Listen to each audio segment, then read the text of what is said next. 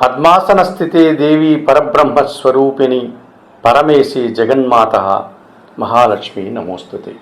జ్యోతిషాభిమానులందరికీ నమస్కారం. మాసఫలం కార్యక్రమానికి స్వాగతం. 2026 జూలై నెలలో ద్వాదశ రాశుల వారి యొక్క మాస ఫలితాలు. 2026 జూలై మాసంలో మిథున రాశి వారి యొక్క మాస ఫలితాలు. ఈ మిథున రాశి వారికి 2026 జూలై మాసంలో 5 గ్రహాలు అనుకూలంగా సంచరిస్తూ 60% శుభఫలితాలు ఇచ్చే వాతావరణం ఉంది. మంచి ఫలితాలను, లాభాలను అందుకుంటారు. సమాజంలో పేరు ప్రఖ్యాతులు తెచ్చుకుంటారు. మీ వ్యాపారం మరింతగా విస్తరిస్తుంది. మీరు చేసే ప్రతి పనికి కూడా గుర్తింపు లభిస్తుంది. జన్మరాశ్యాధిపతి, చతుర్థాధిపతి అయినటువంటి ఈ బుధుడు ఈ జూలై నెలంతా కూడా ద్వితీయములో కర్కాటక రాశిలోనే సంచరిస్తున్నాడు. ఈ రకంగా కర్కాటక రాశిలో మిథున రాశి వారికి ద్వితీయ భావమైనటువంటి కర్కాటక రాశిలో బుధ సంచారం జరగడం వల్ల మీ మాటకు విలువ పెరుగుతుంది. కుటుంబంలో సంతోషకర వాతావరణం ఉంటుంది. స్థిరాస్తుల నుంచి లాభాలు అందుకుంటారు. వ్యక్తిగత వ్యాపారం మరింతగా విస్తరిస్తుంది. కుటుంబపరమైనటువంటి సంతోషాన్ని, కుటుంబపరమైనటువంటి సౌలభ్యాన్ని మీరు అందుకోగలుగుతారు. కుటుంబం కోసం నూతన వస్తువులు కొనుగోలు చేస్తారు. ఆర్థికంగా బలపడతారు. సప్తమ దశమాధిపతి అయినటువంటి గురువు ఈ నెలంతా ద్వితీయంలో కర్కాటక రాశిలోనే సంచరించడం వల్ల ఈ మిథున రాశి వారికి జన సంబంధాలు పెరుగుతాయి. జీవిత భాగస్వామి విషయంలో సానుకూల వాతావరణం ఉంటుంది. వ్యాపార భాగస్వాములు కానీ, జనాలు కానీ మీకు అనుకూలంగా ప్రవర్తిస్తారు. వృత్తి, ఉద్యోగ వ్యాపారాల్లో మంచి అభివృద్ధిని సాధిస్తారు. మీరు చేసే ప్రతి పనికి తగిన గుర్తింపు లభిస్తుంది. పేరు ప్రఖ్యాతులు తెచ్చుకుంటారు. విద్యార్థులకు మంచి ఫలితాలు ఉన్నాయి. ఆర్థికంగా బలపడతారు. ఉన్నత చదువులకు వెళ్ళేటువంటి వాతావరణం కూడా కనిపిస్తుంది.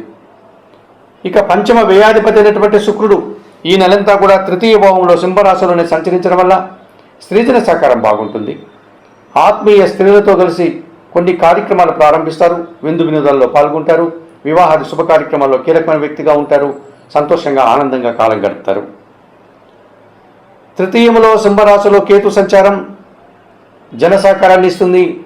నిరాడంబరంగానే వృత్తి, ఉద్యోగ, వ్యాపార, వ్యవసాయ రంగాల్లో చాలా పనులు పూర్తి చేసి మంచి ఫలితాలు అందుకుంటారు.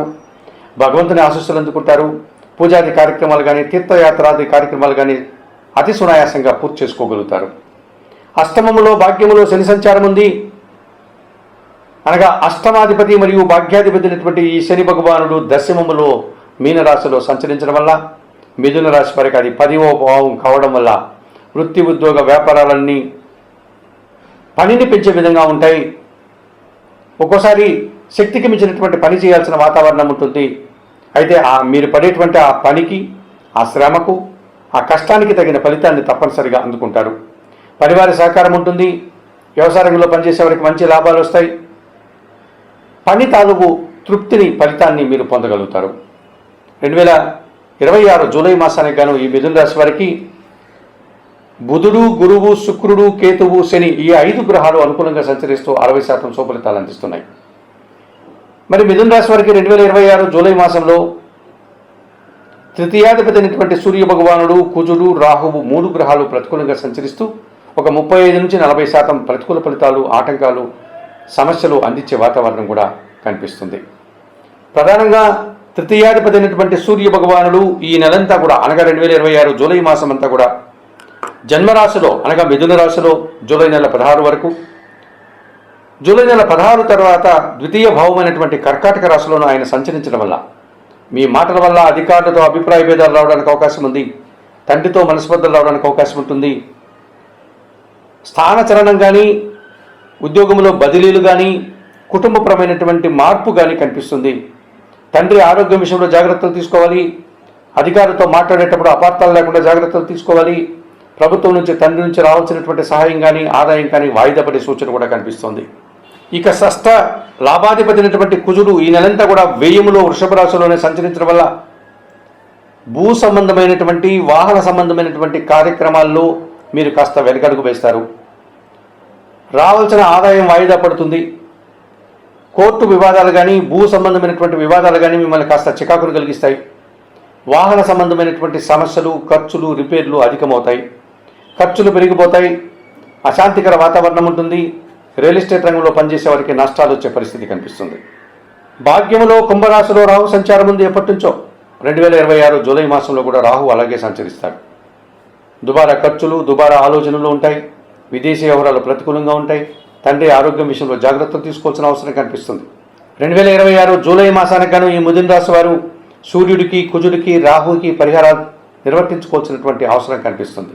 ఈ పరిహారాల కార్యక్రమంలో భాగంగా భాగ్య రాహుదోషము నుంచి బయటపడడానికి మిథున రాశి వారు 2026 జూలై మాసానికి గాను కనకదుర్గాదేవిని దర్శించండి. శ్రీదేవి ఖడ్గమాల స్తోత్రం చదువుకోండి. ఎర్రటి పూలమాలను సమర్పించండి. వ్యయములో కుజదోషముంది గనక సుబ్రహ్మణ్య స్వామిని ఆరాధించండి. సుబ్రహ్మణ్యాష్టకం చదువుకోండి. ఎర్రటి పూలను సమర్పించండి. సుబ్రహ్మణ్య స్వామికి కందులతో చేసినటువంటి పదార్థం కానీ, ఎర్రటి పండ్ల నైవేద్యం కానీ సమర్పణ చేయండి. ఇక జన్మరాశిలో ద్వితీయంలో సూర్యుడు సంచరిస్తున్నాడు కనుక ప్రతిరోజు ఉదయాన్నే నిద్రలేసి సూర్యుడు ఉదయించే సమయంలో సూర్య భగవాన్ని దర్శించి నమస్కరించుకోండి. సూర్యాష్టకం చదువుకోండి. గోధుమలు కానీ, గోధుమ పిండి కానీ కుటుంబంలో పనిచేసే పనివారికి, పేదవారికి దానం చేయండి. 2026 జూలై మాసానికి గాను ఈ మిథున రాశి వారు కొన్ని గోధుమలను, మినుములను, కందులను పేదవారికి దానం చేయడం వల్ల మరింతగా మంచి ఫలితాలను పొందగలుగుతారు. 2026 జూలై మాసానికి గాను చెప్పినటువంటి విషయాలన్నీ స్వీకరిస్తూ పరిహారాలంతా కూడా పాటిస్తూ జ్యోతిషాభిమానులైనటువంటి మీరందరూ కూడా ఆయురారోగ్యాలతో ఆర్థిక అభివృద్ధిని పొందాలని మనస్ఫూర్తిగా కోరుకుంటూ సర్వే జనా సుఖినో భవంతు. నమస్కారం.